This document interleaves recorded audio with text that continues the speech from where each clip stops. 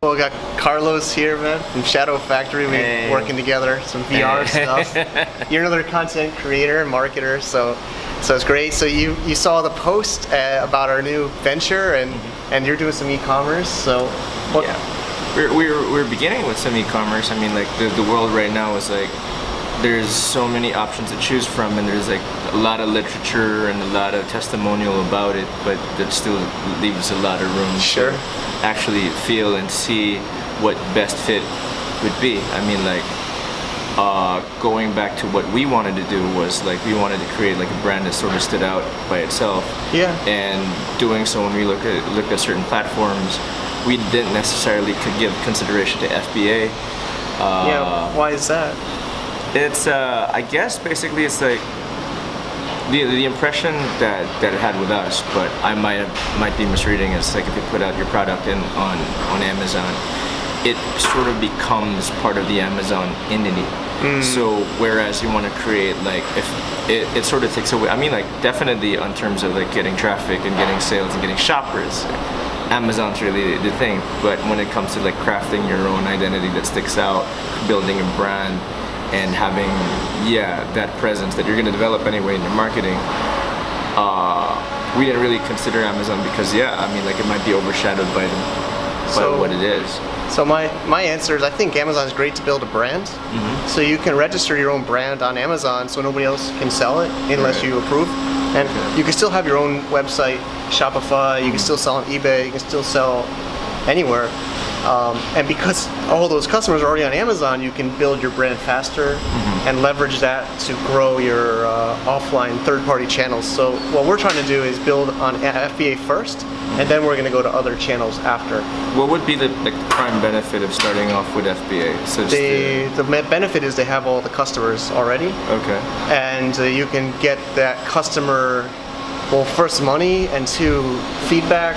And data and experience and turnover to buy higher volumes, and then use that to show those. You get those feedback. You can show the 5-star feedback on your website. You can use that feedback from Amazon to build your brand. Right. So I mean, like I saw, it was pretty amazing how they streamlined everything. They sort of like come up with this really comprehensive way that does analytics, that does fulfillment, the whole shebang, and it's super interesting. What would be the benefit, let's say, of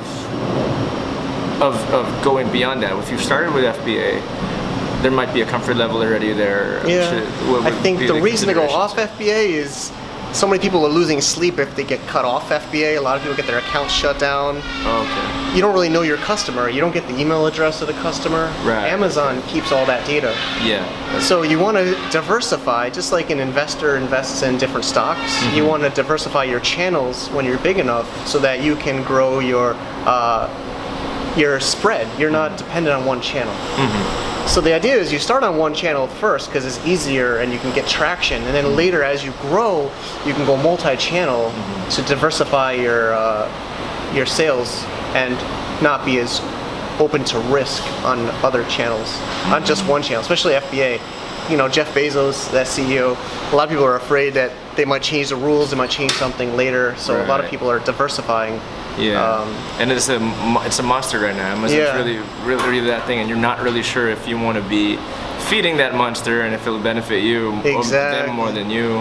So let's say if you were starting out, I think there's a question of whether you're already an experienced traditional retailer. That might be beneficial to go straight to Amazon FBA. If you're getting into e-commerce and actually just selling product for the very first time, and you're going through like all these like turnkey solutions, would you say that this would be an ideal step as well? I think so. It's fairly, I don't want to say easy, but you just pay a fee, you sign up, register, and you can make a listing, and there's a monthly fee for keeping the account, and there's some warehousing fees, but it's a really even some people drive traffic from their website to Amazon. Oh, okay. Instead of even buying it on a website, because you don't have to worry about shopping carts hosting or anything. So plus you can get more traction on your listing if you're driving third-party traffic to Amazon. So what we're going to do is we're going to have our website we're gonna still drive traffic to Amazon at the beginning. So we're not kind of like an affiliate for Amazon. Yeah, well, we're selling our own product, but it's also hard to get ranked in Amazon. So if you're driving traffic from outside Amazon to your listing, it's gonna help boost your rank. Oh, okay. So we're gonna do that full on at the beginning. Okay, so I mean, like, the course of what you're trying to do, this upcoming like new venture, deadline for that is around August. So if ever August 8th. Between, like, I don't know when this thing's gonna air, probably like a few minutes from now, but you got roughly a week and a half to 2 weeks of decision making to do. From then, what's like the timetable? If I'm like scheduling my life right now, I already have like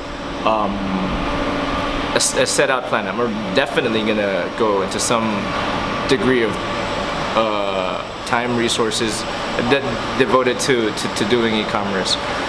From August, how much of this is gonna go? I mean, like, definitely if you wanted to be if it's really sustainable, this could go like forever. Yeah. But how much of like my life do I have to like sort of park and put into well, I this? mean, we're doing this as a cash flow business. We're doing this as a lifestyle business. We're doing this to make money so that we can have time to do other things in our life. Right. I'm pretty good at working with online teams, so we're going to put our online team into this to manage the day-to-day operations. I would say 6 months to a year at least. Okay. Of like hardcore making this thing work, and then hopefully it'll be a significant amount of your time. I'd say at least your second thing.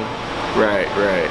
So you really sort of have to like prioritize this, like give like a significant part of your week, not necessarily your day, because I mean, like, it's hard to get like the daily commitment. A lot of people do night and weekends, so.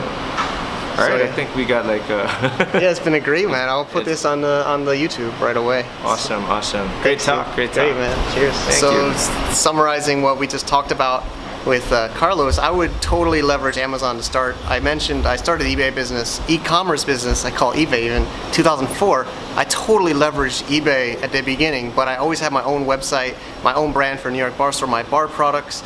And what I did was always driving traffic and awareness of my website, but I still had my eBay store that was driving probably like 80 or 90% of my revenue. But later I got onto Amazon. As Amazon grew in 2007, 2008, I started selling on Amazon. And then eBay started to die. Luckily, I was getting actually most of my sales in my last e-commerce business came from my website. I was ranking in Google, which I think is the ultimate. But you really want to start as easy and cheap as possible and go where your customers are, which right now is in 2017 Amazon FBA.